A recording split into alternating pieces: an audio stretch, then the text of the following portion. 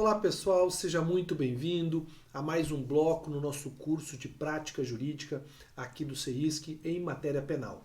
Eu sou Mauro, professor de processo penal, e nós vamos dar continuidade então ao nosso estudo. Lembrando a vocês que nos dois primeiros blocos eu trouxe toda a dogmática, o entendimento que você precisa ter para bem agir, para ter uma boa prática quando for atuar em um inquérito policial. Lembrando que dentro da configuração do nosso curso, cabe a mim trazer a teoria para você, a teoria sempre com viés prático, mas aqueles pontos da teoria que serão indispensáveis para o seu bom atuar na advocacia criminal, e o professor Bruno Seligman, que é o nosso parceiro na questão prática, advogado militante há mais de 15 anos, fará sempre aquele acerto, tá? Aquele ajuste fino entre aquilo que você domina, porque nós trabalhamos com você, e aquilo que você de fato exercerá quando estiver atuando em uma delegacia, quando estiver atuando em um inquérito policial, ou como nos dois próximos blocos, atuando nos casos em que o seu cliente for preso em flagrante ou que o seu cliente tenha a sua liberdade restringida em face de uma eventual prisão preventiva ou até mesmo em uma prisão temporária. Qual é o objetivo nosso agora então? É trazer para vocês a teoria, tá? A dogmática, dentro desse tema prisões. Por quê? Porque eu preciso agora passar para você toda a questão legal da prisão preventiva, legal e também infralegal da audiência de custódia. Trabalharemos a prisão em flagrante e trabalharemos a prisão temporária, a fim de que quando você for atuar na prática, você domine os institutos para poder, de maneira efetiva, argumentar onde for necessário. Perfeito? Deixo para você mais uma vez as redes sociais onde você nos encontra, tá? Lembrando você que nesta rede social aqui, no Instagram, é onde você terá mais acesso a conteúdo de qualidade, porque é onde a gente abastece, onde a gente mais se dedica hoje. Bom, pessoal, vamos começar a falar sobre prisão. Quando que o meu cliente, Mauro, pode ser preso de maneira lícita? A Constituição Federal, ela diz que a regra é a nossa liberdade e que ninguém poderá ser preso senão em flagrante delito ou por ordem escrita e fundamentada da autoridade judiciária competente. Isso está lá no artigo 5º, inciso 61 da nossa Constituição. Agora, este mesmo inciso coloca uma pequena ressalva. Se o seu cliente for um militar, ele poderá ficar preso sem ordem escrita de juiz e ainda em situações que não ensejam o flagrante delito. Por quê, Mauro? Porque ele poderá ficar preso por transgressões disciplinares militares previstos nos regulamentos disciplinares das Forças Armadas, Exército, Marinha e Aeronáutica, tá? Lembrando aos senhores que existe agora uma legislação recente, tá? Ainda do governo Bolsonaro, onde as polícias militares não poderão mais prender os seus policiais disciplinarmente. Mas a nível de Forças Armadas é possível ainda. E também poderá ficar preso o militar, não sendo em flagrante ou por ordem escrita de autoridade judiciária competente, quando ele praticar um crime propriamente militar. O que é o crime propriamente militar? É aquele crime que só pode ser praticado por militar. Um belo exemplo é o crime de deserção, previsto no artigo 187 do Código Penal Militar, que pune com a pena de 6 a 2 anos o militar que ausenta-se por mais de 8 dias de sua unidade. Mas, Mauro, meu cliente não é militar. Então, como ele pode ser preso? Em flagrante delito ou por ordem escrita e fundamentada da autoridade judiciária competente. Hoje nós temos, então, esquecemos o militar agora. Hoje nós temos a possibilidade de o civil ser preso em flagrante, ou mediante uma temporária, ou mediante uma preventiva, ou para cumprir pena, e ponto final. Pessoal, essas prisões, elas poderão ser prisões penas, prisões ou prisões cautelares, prisões sem pena. A prisão pena, tá, dita aquela prisão após o trânsito em julgado da sentença penal condenatória, deve ser a regra. Excepcionalmente, eu posso ter uma prisão cautelar, uma medida cautelar contra o meu cliente.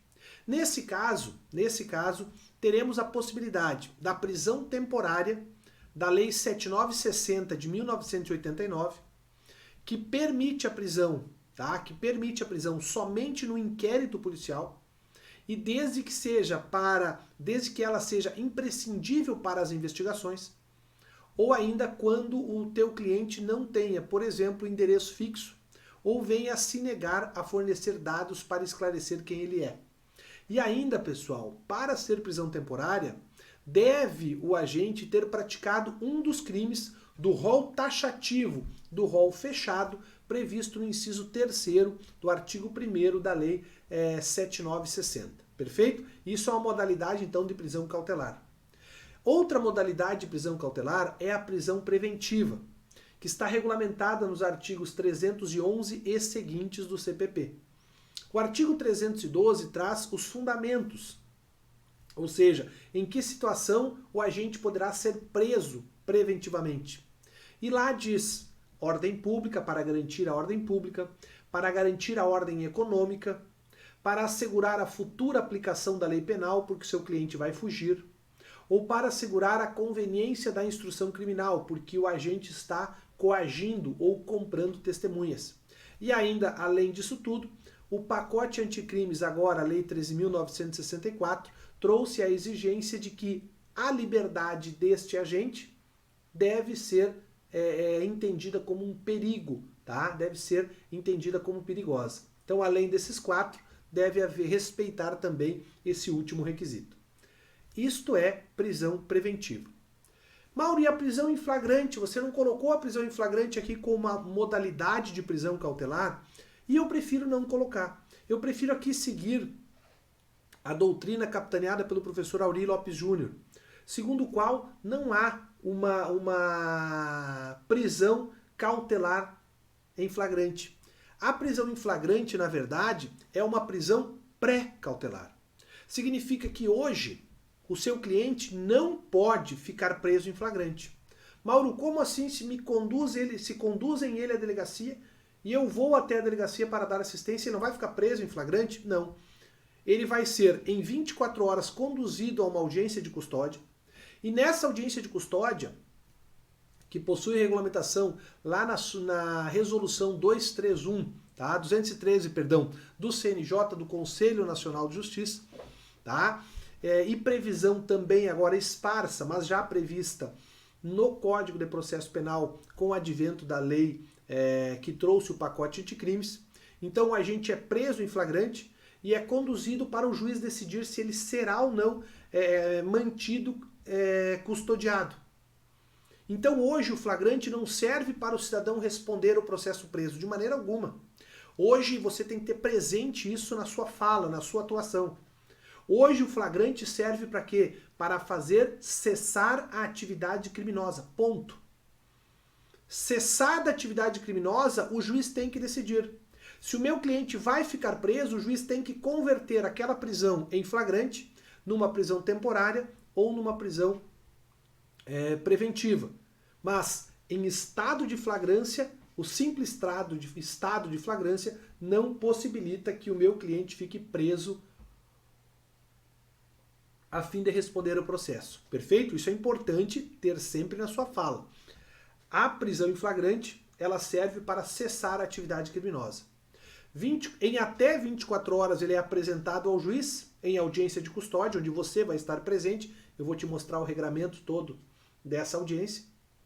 E você, então, estará presente nessa audiência de custódia e ali você poderá, inclusive, fazer pedidos, reperguntas, mas nessa audiência de custódia, o juiz irá decidir se concede, primeiro, flagrante é ilegal. Ele vai relaxar o flagrante ilegal. O flagrante foi legal, mas ele poderá o quê? Converter em temporária. E na prisão temporária, o seu cliente ficará preso por 5 mais 5 dias em casos excepcionais, tá? Essa prorrogação, ou se for um crime hediondo, por 30 mais 30 dias também em casos excepcionais. Ou a terceira opção do magistrado é o quê? Converter a prisão em flagrante em uma prisão preventiva. Esta prisão preventiva vai ser decretada se não for possível uma decretação de uma medida cautelar diversa da prisão, respeitando o binômio de necessidade e adequação da medida, medidas estas que estão lá no artigo 319 do Código de Processo Penal. Mauro, e se a prisão foi legal, mas o juiz entende que o meu cliente pode responder em liberdade? O juiz vai conceder, então, a liberdade provisória com ou sem fiança. Perfeito? E ainda poderá o magistrado conceder a liberdade provisória, mas determinar que o seu cliente fique, então, sujeito a uma medida cautelar diversa da prisão, como tornozeleira eletrônica, proibição de frequentar determinados locais, recolhimento noturno, perfeito? Naquelas situações que estão lá no artigo 319 do CPP. E no Brasil nós não temos outras modalidades de prisão onde o meu cliente pode estar sujeito? Em tese temos. Temos a prisão pelo crime militar próprio, que eu falei para vocês, dei o exemplo da deserção.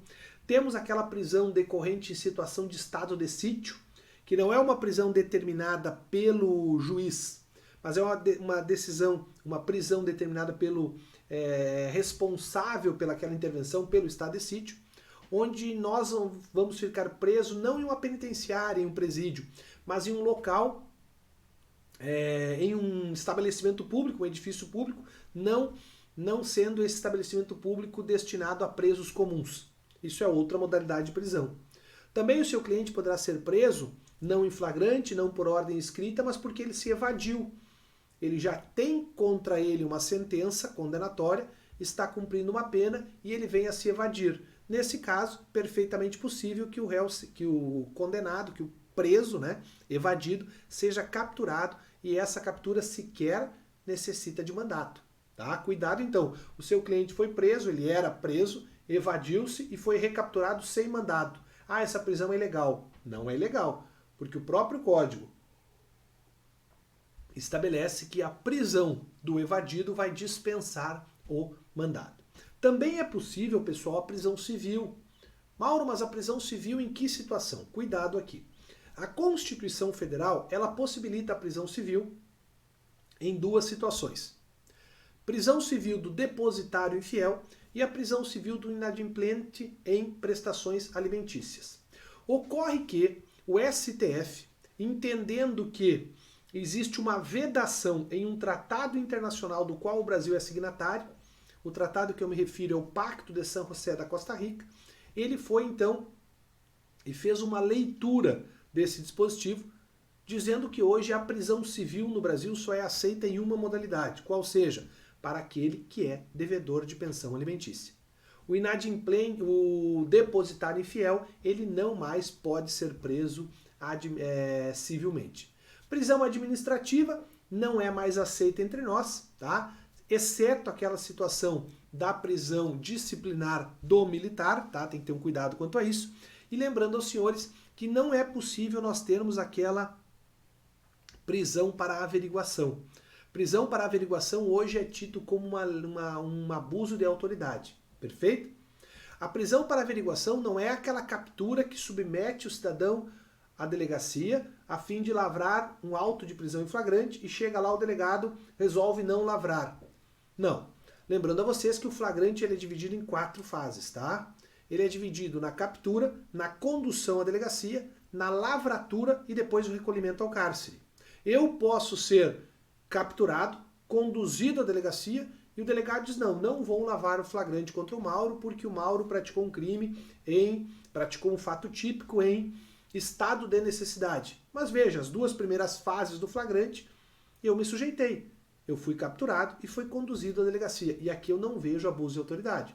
Perfeito? Você vai, aspas, brigar, você vai trabalhar, tá? Você vai advogar para que o seu cliente, então, não passe pela 3ª fase do flagrante, que é a lavratura propriamente dita, e com posterior recolhimento ao cárcere. Mas ele já foi conduzido, ele já foi capturado e conduzido à delegacia, e aqui nós não vemos, a depender de um abuso crasso, tá? Nós não vemos um abuso de autoridade.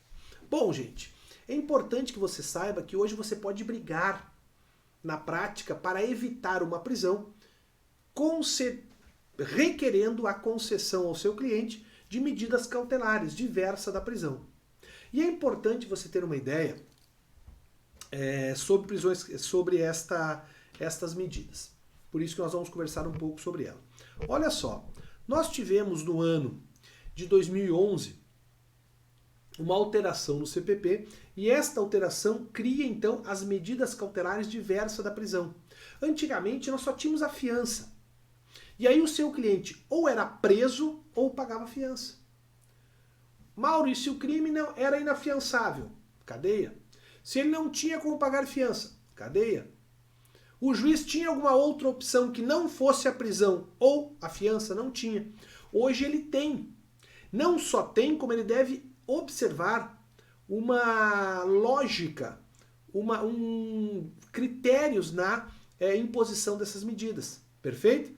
Então hoje eu tenho estipulado no próprio CPP que a prisão preventiva ela só vai acontecer quando não for possível, tá, que aquele cidadão tenha uma medida cautelar diversa da prisão.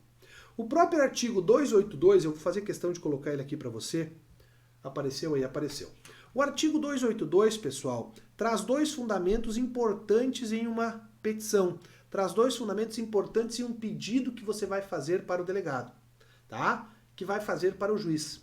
Veja, as medidas cautelares, diz o artigo 282, previstas nesse artigo, deverão ser aplicadas com a seguinte observação. Ela é necessidade de sua aplicação, e ela é adequada à gravidade do fato? Bom, aqui você vai partir a sua estratégia, tá? Dentro da análise da necessidade e da adequação daquela medida cautelar.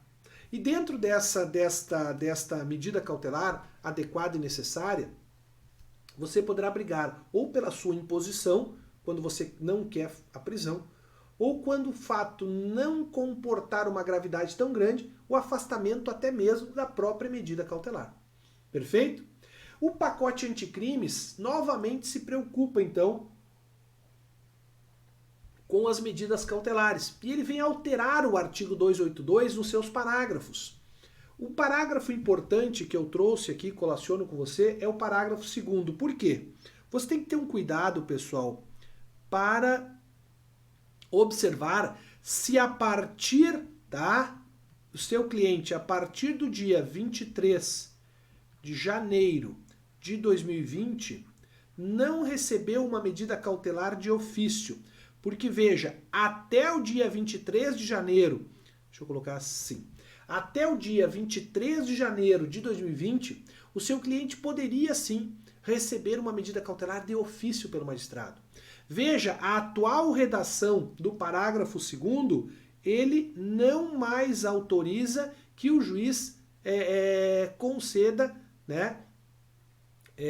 determine medidas cautelares de ofício. Serão decretadas pelo juiz a requerimento das partes, ou por representação do delegado ou do Ministério Público, no caso de uma medida cautelar durante a investigação. Então, cuidado, as medidas cautelares, elas vão ser decretadas hoje pelo juiz, mas não mais de ofício. Se vier de ofício, é uma medida ilegal, inclusive passível de habeas corpus, tá? Por quê, Mauro? Porque o descumprimento dessa medida não pode restringir a minha liberdade? Pode. Então a jurisprudência aceita impetração de habeas corpus até mesmo contra medidas cautelares. Mas, Mauro, habeas corpus não cabe apenas quando eu tenho um cerceamento, uma prisão, uma possível prisão? Claro que cabe, mas olha o raciocínio dos tribunais. Se você descumprir uma medida cautelar, o juiz não pode impor uma prisão preventiva? Nós vamos ver daqui a pouco que sim. Que pode o juiz determinar uma prisão preventiva pelo descumprimento de uma cautelar. Então, eu estar sujeito a uma cautelar de ofício, coisa que não é possível. Se eu descumpri-la, o juiz não pode me mandar prender por descumprir esta cautelar que é ilegal? Pode. Então eu posso sim. É possível a impetração de uma medida de uma medida preventiva de um habeas corpus para evitar o cumprimento, para evitar uma medida cautelar.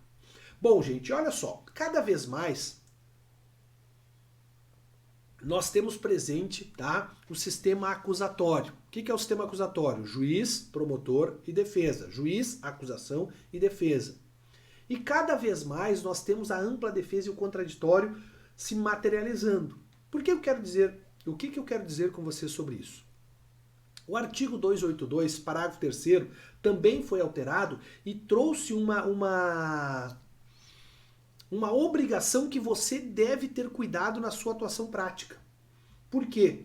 Porque hoje, para o juiz conceder, salvo urgência e salvo perigo de ineficácia da medida, o juiz tem que intimar você.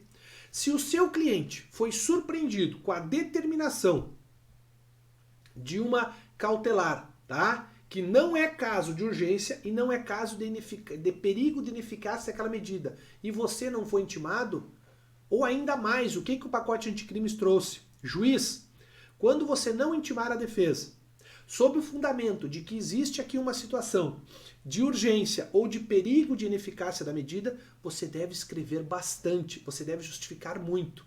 Onde está isso, Mauro? Onde eu encontro isso? No artigo 282, parágrafo 3º. O que previa o parágrafo 3º? Ressalvadas as urgências e o perigo de ineficácia da medida, o juiz, ao receber o pedido de cautelar, vai determinar o que? A intimação da parte contrária, acompanhada de cópia do requerimento e das peças necessárias, permanecendo os autos em juízo. Ele não decide, tá? Ele não decide e dá vista. Opa, deixa eu aparecer aqui. Ele não decide e dá vista para você. Agora, o que o pacote anticrimes fez? Trouxe essa parte em vermelho que aparece de novo aí. Veja, até aqui então, permanecendo em juízo, não foi alterado pela nova legislação. E os casos de urgência, cadê? Aqui. E os casos de urgência e de perigo, tá? Que são esses dois aqui de cima, ó, urgência e perigo, deverão ser o quê? Justificados e fundamentados em decisão que contenha elementos do caso concreto que justifique a medida excepcional. Além de justificar a medida excepcional, tem que dizer por que você não teve vista daqueles autos. Perfeito? Por que o pedido de cautelar do Ministério Público não foi objeto da sua intimação quando da atuação de defensor? Perfeito? De advogado de defesa. Mauro, e aqui o que eu posso fazer? Você mostra conhecimento, peticiona, tá? Por isso que é importante o conhecimento. Saber a atuação prática, como o Bruno vai mostrar para vocês, é fundamental. Mas para atuar, você tem que conhecer o direito. Por isso que esse nosso curso ele é legal, ficou numa formatação interessante. Por quê? Você vai conhecer o direito, vai ver como esse direito é aplicado na prática, e aí você vai estar muito apto, mas muito apto mesmo, no exercício de sua atividade. Pessoal, olha só. Eu falei para vocês que a medida cautelar não mais pode ser decretada de ofício, não é isso? Perfeito. Mas ela pode ser revogada de ofício. Como assim, Mauro? Eu, Ministério Público, requeri uma medida cautelar. Se não for urgente e se não houver um perigo de ineficácia da medida, você tem que ser intimado e se manifestar e depois o juiz decide. Lembrando que se o juiz for decidir aquela cautelar inaudita a outra parte, sem ouvir a outra parte, ele vai ter que justificar a excepcionalidade dessa decisão. Uma vez concedida a medida cautelar, será que o Ministério Público tem que pedir, ou você tem que pedir ao juiz para afastamento daquela cautelar, ou o juiz pode de ofício? Galera, olha só aqui, por favor. Doutores, olha aqui. O juiz poderá revogar a medida cautelar. Tranquilo até aqui. O que alterou? O juiz poderá, de ofício ou a pedido das partes, revogar a medida cautelar ou substituí-la quando verificar a falta de motivo que a subsista. Então veja, gente, hoje eu tenho sim a possibilidade de medida cautelar de ofício nos casos de revogação e não de decretação. Então o juiz não decreta de ofício, decreta mediante requerimento. Agora, o juiz não pode revogar de ofício? Sim. Não, o juiz não pode revogar de ofício? Agora ele pode. Isso está errado. Agora ele pode revogar de ofício. Ah, Mauro, e o princípio da do poder geral de cautela do juiz, ele não poderia sempre revogar? Poderia, mas agora está expresso em lei, dá mais fundamento à sua manifestação. O parágrafo 6º, gente, ele é o parágrafo que vai sempre fundamentar o seu pedido de revogação de uma eventual prisão preventiva. Querem ver uma coisa? Olha a redação antiga. Diz o parágrafo 6º do artigo 282. A prisão preventiva será determinada quando não for cabível a substituição por outra cautelar. Então veja, tá? Eu tenho uma cautelar. Peraí, escrevi direitinho aqui. Eu tenho uma cautelar e essa cautelar, eu tenho então uma cautelar, tá? E essa cautelar foi descumprida, tá? O que o juiz faz? Ele vai decretar a prisão. Primeiro, pessoal, ele tem que analisar se não cabe outra medida cautelar. Perfeito? Agora, olha só o que ficou a redação agora mais ainda garantista. A prisão preventiva somente será determinada quando não for possível a sua substituição por outra cautelar. Continua agora o pacote anticrimes.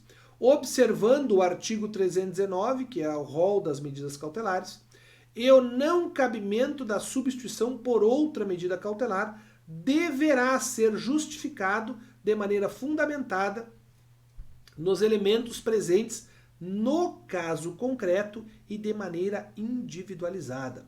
Pessoal, a legislação hoje está dando cada vez mais trabalho ao Poder Judiciário quando ele vai impor uma medida restritiva, uma medida mais restritiva ainda. Qual era a regra antes? Tem uma cautelar descumprida, o juiz deveria primeiro tentar outra cautelar, se não deu, ele manda prender. Agora, ele somente vai determinar a prisão quando não couber nenhuma outra cautelar, observado todo o rol do artigo 319. E mais, ele vai ter que fundamentar o porquê da não substituição, e esta fundamentação tem que levar em conta o caso concreto. Não dá para ele colocar lá um parágrafo que ele tenha muito bem escrito, que caiba em qualquer local, não. Ele vai ter que dizer o porquê naquele caso concreto e detalhe, de maneira individualizada. Ah, houve o concurso de 4, um crime em que 4 pessoas são os autores. O que vai fazer o magistrado? Mandar prender os 4. Não cumprir uma cautelar, manda prender os 4. Lê do engano. Ele vai ter que analisar individualmente a conduta de cada um para dizer por que ele vai prender e por que ele não vai conceder outra medida cautelar. Mauro, qual é o prazo da medida cautelar? Pessoal, não tem prazo. Doutores, não temos prazo na medida cautelar. A medida cautelar ela é sempre sem prazo. A exemplo do quê? A exemplo da prisão preventiva. A prisão preventiva ela também é sem prazo, tá? Então cuidado com isso, não vai haver excesso de prazo na cautelar por descumprir a lei. Por quê? Porque a lei não prevê um prazo. Assim como não prevê na prisão preventiva, mas, ao contrário, prevê na prisão temporária ou e na prisão temporária, tá? Só na prisão temporária. Bom, vamos falar então sobre prisão um pouco. Falamos sobre cautelares. Veja, liberdade, qual é a regra que você tem que ter como advogado? O que você vai buscar? Liberdade do meu cliente. Não é possível liberdade do meu cliente? Imposição de uma cautelar. Se não for possível a imposição de uma cautelar, aí sim nós vamos falar em prisão. Liberdade, cautelar e prisão. Seguindo nessa ordem, Mauro, a prisão. Ninguém pode ser preso senão em flagrante delito ou por ordem escrita e fundamentada de autoridade judiciária competente. Esta prisão por ordem escrita e fundamentada da autoridade judiciária competente poderá ser efetivado quando? Em qualquer momento do dia. Em qualquer momento do dia, respeitada a inviolabilidade do domicílio. Mauro, como assim? Eu posso prender alguém por cumprindo o mandado? Meu cliente pode ser preso? A polícia cumprindo o mandado às 3 da madrugada? Onde foi a prisão do seu cliente? Ah, foi na rua? Pode. Foi numa boate? Pode. Agora, foi na casa dele? Aí não poderia. Por quê? Porque nem com ordem judicial entram na casa do seu cliente à noite.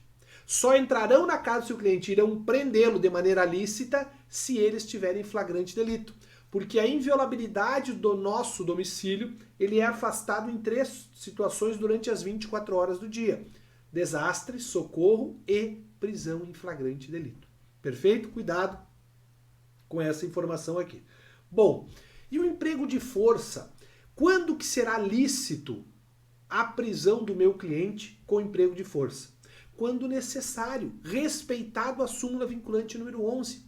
A súmula vinculante número 11 vai dizer que eu posso usar a força, notadamente algemas, para prender alguém e não estamos diante de uma ilegalidade, para evitar a fuga, a resistência, tá? E também para a proteção da integridade física do preso ou de mais alguém.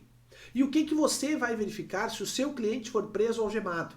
Você vai verificar se no auto de prisão em flagrante, no APF, tá? Ou até mesmo no termo de diligência do cumprimento daquela ordem judicial, está lá escrito que houve a necessidade da utilização de algemas. Por quê? A súmula vinculante 11 diz que eu posso utilizar algemas para evitar a fuga, para evitar a resistência, tá? E até mesmo para, quando houver perigo, a minha integridade ou a integridade do próprio preso. Mas o servidor tem que justificar por escrito.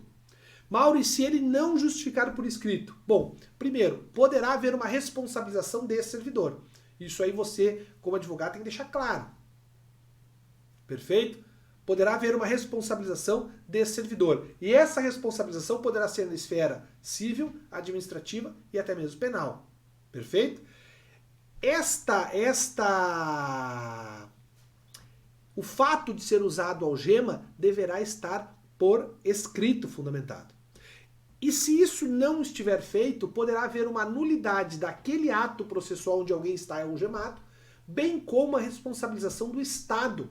Lembrando a vocês que o Estado, na forma do artigo 36, parágrafo 7º, ele responde de maneira objetiva, tá? Ele responde de maneira objetiva.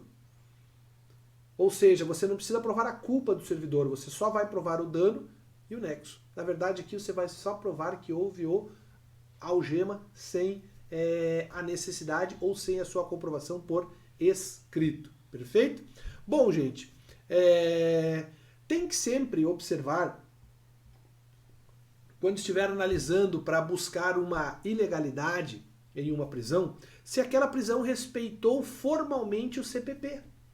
E aqui eu faço um recorte na aula, veja comigo. O que você, advogado, vai buscar quando estiver analisando um flagrante? Tá? Primeira coisa, uma ilegalidade naquele flagrante. Por quê, Mauro? Porque se tem uma ilegalidade no flagrante, você foge do mérito. Você vai buscar um relaxamento porque aquele flagrante é ilegal. Agora, se houver uma prisão preventiva ou uma prisão temporária decretada, eu vou observar também se existe alguma ilegalidade? Claro que sim. E se houver ilegalidade, o que você vai pedir? Você vai pedir o relaxamento. E se ela estiver legal, você vai pedir a revogação com a consequente liberdade provisória, com ou sem as medidas cautelares. Então é importante você saber como que essa prisão vai ser cumprida. E a nossa ideia aqui é trazer para vocês aquilo que poderá ser usado como um mote, como um motivo para eventual demonstração de ilegalidade. E a primeira coisa que você tem que observar é a formalidade daquele mandado. O mandado de prisão, tá? O mandado de prisão, ele tem uma formalística que deve ser observada, está lá no artigo 285. Tem que ter assinatura do juiz, tem que ter assinatura do escrivão, tem que estar identificada a pessoa que vai ser presa, tem que estar escrito lá os motivos e qual a infração que ela praticou, perfeito? Tem que estar lá se tem uma fiança arbitrada, perfeito? Se é afiançável aquele crime. Então, a analisar, fazer um cara crachá entre o mandado que está ali e a própria E o próprio CPP é importante na busca do quê? De um equívoco formal na prisão do seu cliente.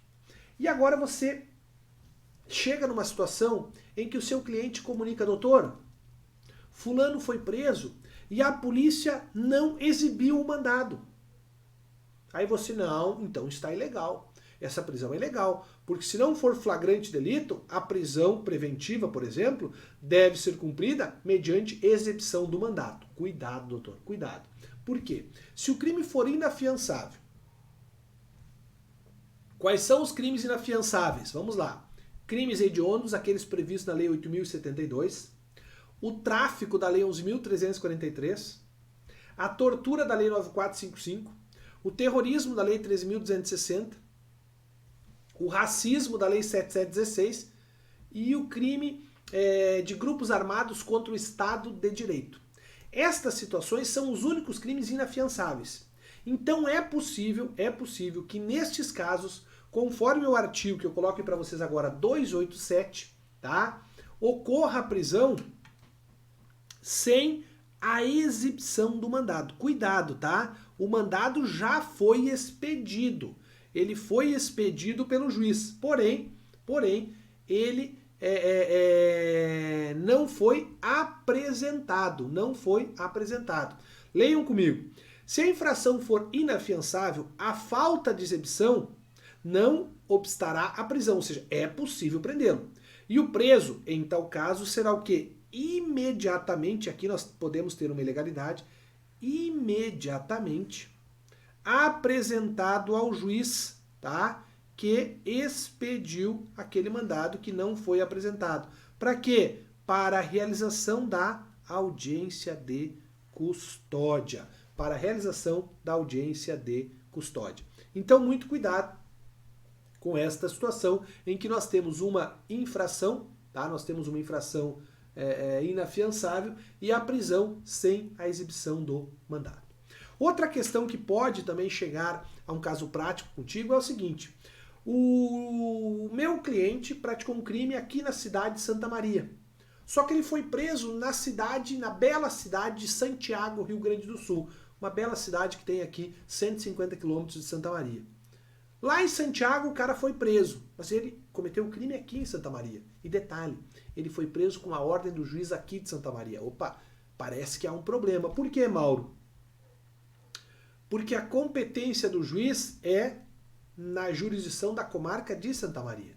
Mas cuidado, é possível que o cidadão seja preso lá em Santiago se ele está dentro do território nacional e foi expedido uma precatória, tá? Foi deprecada a prisão, tá? Com o inteiro teor do mandato expedido pelo juiz aqui de Santa Maria. Esse mandado é expedido pelo juiz competente, porém é cumprido lá na outra cidade. Perfeito? Então, cuidado.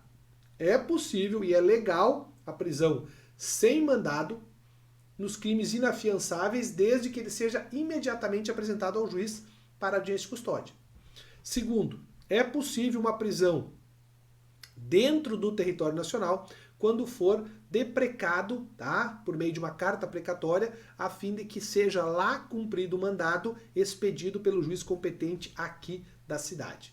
E aí esse preso deverá ser em 30 dias trazido para esta comarca aqui. Perfeito? Bom, importante sobre o mandado também você saber que o recolhimento do seu cliente em uma penitenciária ou em presídio, tá? Se for mediante prisão decorrente de ordem judicial, é indispensável a apresentação desta ordem, que ela é materializada por meio de um mandado. E aí, o que vai fazer o diretor do presídio, o carcereiro? Vai dar o quê? O recibo do preso naquele mandado. E hoje, você, é uma questão operacional importante você saber que o Conselho Nacional de Justiça, Mauro, o que é o Conselho Nacional de Justiça? O Conselho Nacional de Justiça é um órgão do Poder Judiciário que foi instituído pela Emenda Constitucional número 45 de 2004. E o Conselho Nacional de Justiça é o responsável por a administração, vamos colocar assim, do Poder Judiciário. E ele criou, isso depois se materializou se positivou no artigo 289 do CPP o Banco Nacional de Mandados. O que é o Banco Nacional de Mandado, Mauro? É um software, na verdade é um software, tá? É um aplicativo, tá? É um banco online onde todos os juízes, ao expedirem o mandado, na verdade hoje a gente expede o mandado direto no Banco Nacional de Mandados, tá? No BNMP, Banco Nacional de Mandados. Esse Banco Nacional de Mandados expede a fim de que o CNJ saiba quantos presos existem no Brasil, a população carcerária do Brasil. Então hoje é possível que o seu cliente seja pego na rua e o policial consulte no aplicativo e conste ali que contra o seu cliente existe um mandado de prisão lá do Acre. Estamos aqui no Rio Grande do Sul, lá do Acre. É lícito isso, Mauro? O meu cliente vai ser preso? Em tese, sim. Por quê? Porque se está no Banco Nacional de Mandado, foi assinado por um juiz e só os juízes têm a senha para colocar esses mandados dentro do Banco Nacional de Mandados. Agora, uma vez preso aqui com uma ordem de prisão expedida pelo juiz do Acre, o problema todo vai ser resolvido lá junto ao juiz do Acre. Mauro, meu cliente, ele praticou um crime lá em Santiago, cidade próxima, e veio para Santa Maria, e aqui em Santa Maria ele foi preso. Ele foi preso. O que eu quero trabalhar contigo aqui? Vamos lá. Ele pratica um crime. Ele pratica um crime lá em Santiago. O crime se consuma em Santiago e ele vem sendo perseguido até Santa Maria e aqui ele é preso. E aí você é chamado à delegacia e aí ele questiona, doutor, mas eu pratiquei o crime lá em Santiago. Vai ser lavrado o auto de prisão aqui em Santa Maria? Está correto. Por quê? Porque é no local da prisão em que deve ser lavrado o APF. O auto de prisão, ele vai ser lavrado no local da prisão. E aí ele pergunta, doutor, então eu vou responder o processo aqui em Santa Maria. Não. Não. Você vai responder o processo perante o juiz do local do crime, consoante artigo 70 do CPP, que dá a competência e razão do local. E diz o artigo 70 que a consumação do crime é o que vai definir a competência. Perfeito? Mauro, e quando é que esse cidadão vai estar em perseguição? Se ele já avistou e saiu em perseguição, está em perseguição. Se ele tem informações fidedignas que o réu saiu em direção àquela cidade e ele vai atrás, é em perseguição. Chegando lá, ele pode prender em flagrante? Pode. Ah, mas aqui tem uma questão legal que o Bruno vai explorar com você certamente, mas eu vou só adiantar um pouquinho. O meu cliente liga para mim e diz, Mauro, eu vou me apresentar na delegacia, eu tenho que esperar 24 horas para não ser preso. Ou melhor, eu estou sendo perseguido já há 2, 3 dias, estão me informando que a polícia está atrás de mim, mas agora não pode mais me prender em flagrante, não é, doutor? Porque já se passaram mais de 24 horas. Folclore. As duas situações são folclóricas. Primeiro, se há uma perseguição ininterrupta, como regra geral, não há prazo. E se há uma apresentação na delegacia, acompanhado do advogado, ainda que seja pouco tempo depois do crime, não vai haver a prisão em flagrante, porque não existe o flagrante por apresentação. Ah, Mauro, então meu cliente não vai ser preso? Não é isso que eu disse. Eu disse que ele não vai ser preso em flagrante. Poderá o delegado representar ao juiz para prisão temporária. Aí o seu cliente vai ser preso. Agora, em flagrante, realmente ele não vai. Perfeito? Cuidado com essas questões. Bom, quando eu falei para você sobre o uso de algemas, tá? Eu esqueci de alertar uma situação que eu quero falar agora. Existem pessoas que não podem ser algemadas. O código que eu trabalho o Código Penal Militar e Código de Processo Penal Militar, ele diz que várias autoridades lá não podem ser algemadas. Tá? É óbvio que isso aí esse dispositivo, ele vai ter que ser analisado com uma certa razoabilidade e proporcionalidade. Significa que se for a mais alta autoridade, e aquela autoridade estiver impondo resistência a uma prisão legal, é óbvio que poderiam algemá-la, perfeito? Agora, em 2017, colocaram um dispositivo legal ao artigo 292, que eu vou te mostrar já já, e aqui eu acho que foi bem proporcional à não utilização de algemas. Por quê? Estava ocorrendo que várias mulheres grávidas, ou melhor, que algumas mulheres grávidas foram algemadas e vieram a falecer ou a perder o seu filho, tá? E o que resolveu o legislador? Proibir o uso de algemas em algumas situações. Acompanhe comigo o que diz o parágrafo único do artigo 292. Diz assim: é vedado, ou seja, é proibido o uso de algemas em... Deixa eu trocar aqui. É proibido o uso de algemas em mulheres grávidas. Quando, Mauro? Durante os atos médicos hospitalares que sejam preparatórios para a realização do parto. E também durante o trabalho de parto. Bem como as mulheres durante o período de puerpério. O que é o puerpério? Volta comigo aqui. O puerpério, pessoal, nada mais é do que aquele período, tá, em que a mulher inicia o parto até o seu retorno à situação pré-parto. Você estudou o puerpério quando estudou o artigo 123 do Código Penal, que fala do crime de infanticídio. Aqui quando você estudou isso, você lembra que o que é o infanticídio? É a mulher que mata o seu filho recém-nascido ou neonato, tá? Durante o estado puerperal. A mulher está em puerpério, que poderá ser uma depressão pós-parto. Tá? Então, para evitar que esta situação desperte na mulher, também é proibido, é vedado o uso de algemas. Perfeito? Mauro, e a prisão do meu cliente em casa? Quando que ela é lícita? Bom, se for em flagrante, durante as 24 horas do dia.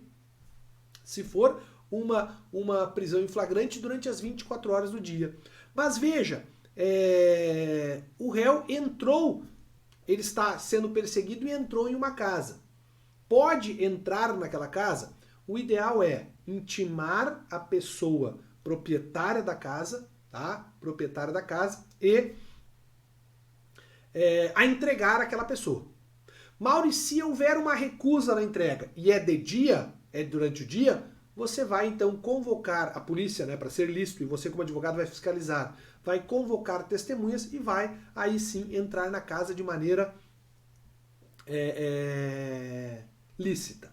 E se for durante a noite? Bom, se for durante a noite, tá, a casa vai ser tornada incomunicável, tá, vai ser tornada incomunicável.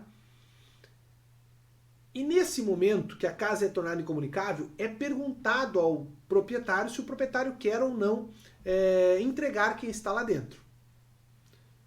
Aí o proprietário é o teu cliente. E o proprietário diz, não vou entregar. Ele pode fazer isso? Pode. Mauro, mas se ele fizer isso, ele não vai estar favorecendo alguém que está dificultando o cumprimento de um mandato judicial? Ele não vai estar favorecendo alguém que está subtraindo-se da autoridade pública? Vai estar. Então meu cliente pode ser preso em flagrante? Não pode. Por que não pode, pessoal? Porque existe uma situação muito específica no crime do artigo 348, que eu coloco aí, que é o crime de favorecimento pessoal. Veja, o crime de favorecimento pessoal consiste em auxiliar a subtrair-se a ação de autoridade pública, autor do crime, a que é combinado pena de reclusão. Cadê? Aqui. Pena de reclusão ou pena, tá? Que não é de reclusão, ou pena de detenção aqui, ó, que não é de reclusão, que é de detenção, que são as penas que nós temos. Então, se eu auxiliar alguém a subtrair-se da autoridade pública, eu praticaria o crime aqui de favorecimento pessoal. Mas por que eu não posso ser preso? Porque, gente, se for o meu filho, o meu pai, o meu cônjuge, o meu irmão, e quando fala cônjuge aqui, você tem que lembrar também do companheiro, tá? Companheiro. Você, que é um estudioso que está sempre atualizado, deve lembrar do artigo 226, parágrafo 3º da Constituição Federal, tá? Que vai tornar equivalente a expressão cônjuge ou companheiro, ou ainda o irmão. Então observem comigo, alguém está em perseguição, e nesta perseguição, uma pessoa, para cumprir o mandato, a pessoa entra na minha casa. Eu digo, vocês não vão entrar. Se for durante o dia, eles vão entrar, porque eles têm uma ordem para isso. E se for durante a noite, não pode entrar mesmo tendo a ordem. Perfeito? Agora, o que eles vão fazer? Eles vão cercar a casa, tornando essa casa incomunicável, porque de dia eles vão entrar. Agora observa, se eu sou convocado e não entrego a pessoa que entrou na minha casa, por que eles não podem me prender em flagrante? Eu posso responder por favorecimento pessoal? Posso. Se for você, a pessoa que entrou na minha casa. Agora, se for meu pai, o meu filho, a minha esposa, tá? Ou meu irmão, eu não vou responder. Então, por isso que eu não vou ser preso em flagrante. Eu serei conduzido a uma delegacia para lá eu provar quem é a pessoa que estava dentro da minha casa. Perfeito? Cuidado com isso então, tá legal? Não esqueça que o seu cliente, quando ele for preso, ele tem direito a ficar separado, tá? Em razão do delito que ele praticou, da idade que ele tem, do sexo, tá? Que ele possui, tá legal? Então veja, os presos, tá? E é direito do seu cliente ficar separado e você pode brigar por isso. Ah, Mauro, mas na realidade atual isso não é possível. Vamos esquecer a realidade, vamos brigar pelo direito do preso. Qual é o direito dele? Ser separado pelo delito que ele cometeu, pela idade que ele tem ou pelo sexo que ele tem. E se ele é militar? Aqui, cuidado. Eu já tratei duas questões interessantes aqui relacionadas ao possível cliente ser um militar. Primeiro, que ele pode ser preso sem ordem de juiz no crime militar próprio. E a segunda situação, pessoal, é que se o teu cliente é militar, ele tem direito, no artigo 73 ou 78, não me recordo agora, se é o 73 ou 78, mas é num desses dois, do Estatuto dos Militares, que é a Lei 6880 de 1980, ele tem direito, uma prerrogativa de ficar preso nas unidades militares. Tá? Então você pode brigar, sim, para que o seu cliente seja conduzido à unidade militar em que ele serve. Perfeito? Bom, vamos falar um pouco sobre prisão em flagrante.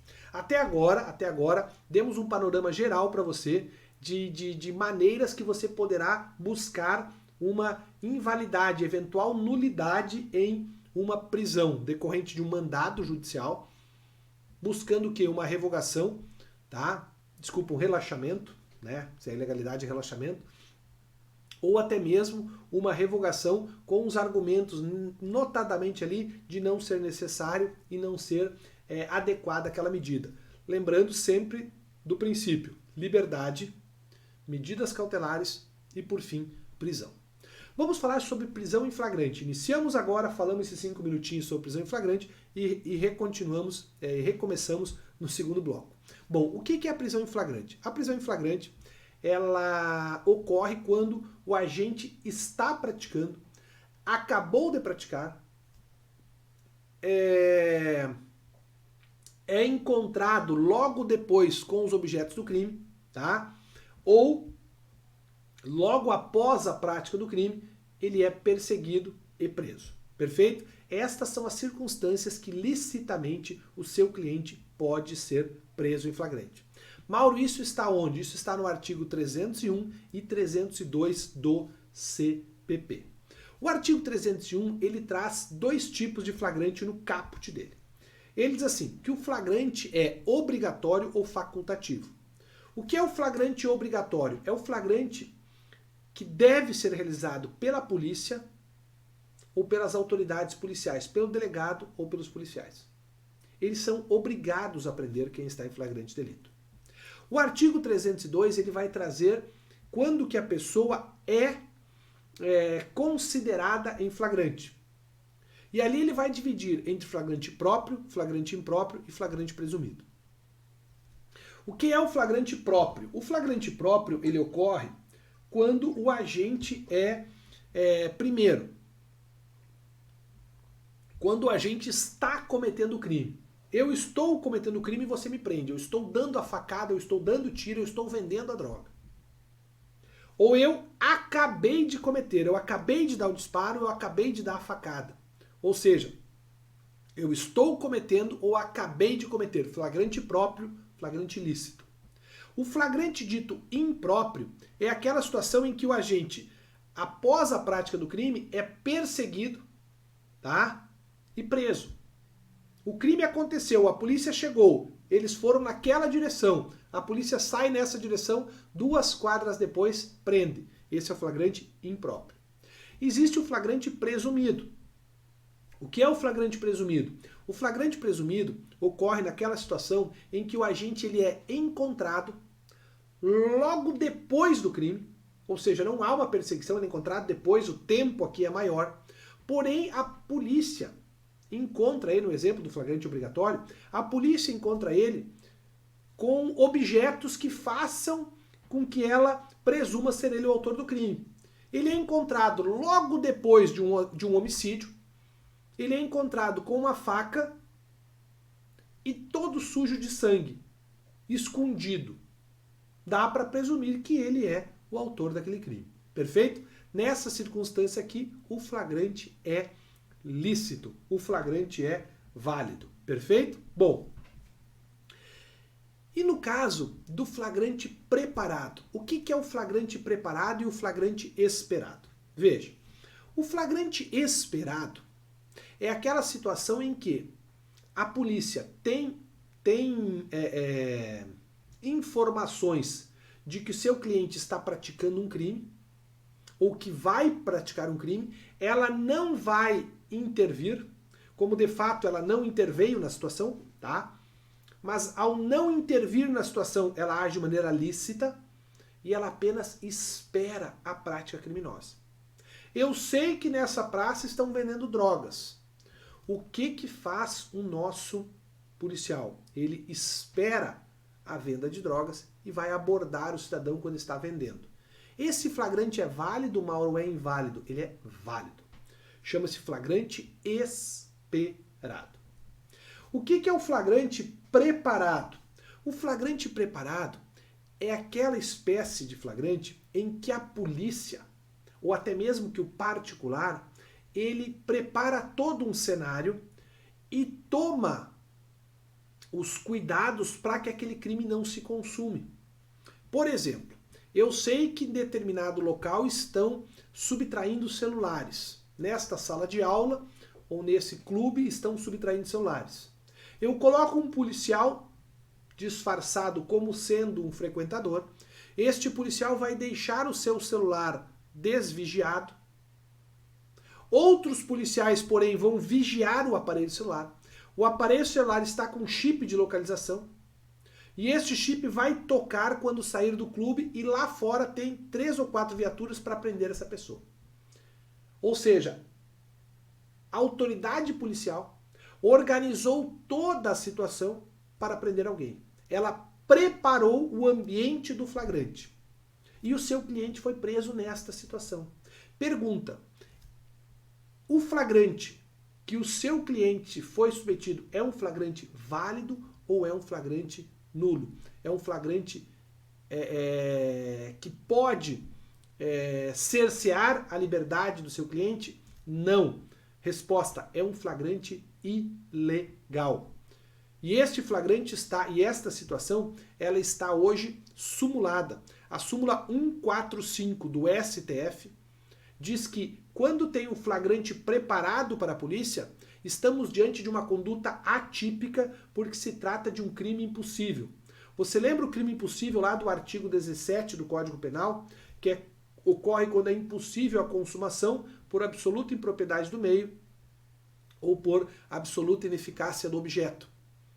Aqui nós não temos como consumar aquele crime e logo estamos diante de um crime impossível. E aí, se o meu cliente foi preso, Mauro, por este flagrante decorrente de um flagrante preparado, esse flagrante é ilegal e o remédio vai ser um pedido de relaxamento do flagrante. Esse pedido, essa formatação do pedido, vai ser muito bem explicado pelo professor Bruno, mas você já está dominando a dogmática, você está sabendo a legislação, você entende a posição dos tribunais e vai ser um curso muito profícuo para você. Tenho certeza disso. Deu o nosso horário. E para não perder o link, eu volto no outro bloco falando sobre o flagrante nos crimes permanentes. No outro bloco nós vamos encerrar o flagrante, vamos falar sobre a preventiva e vamos falar sobre a prisão temporária e antes, na verdade, de falarmos sobre a prisão preventiva e temporária, eu vou trabalhar aspectos relacionados à sua postura, à sua atuação na audiência de custódia. Forte abraço, contem com a gente.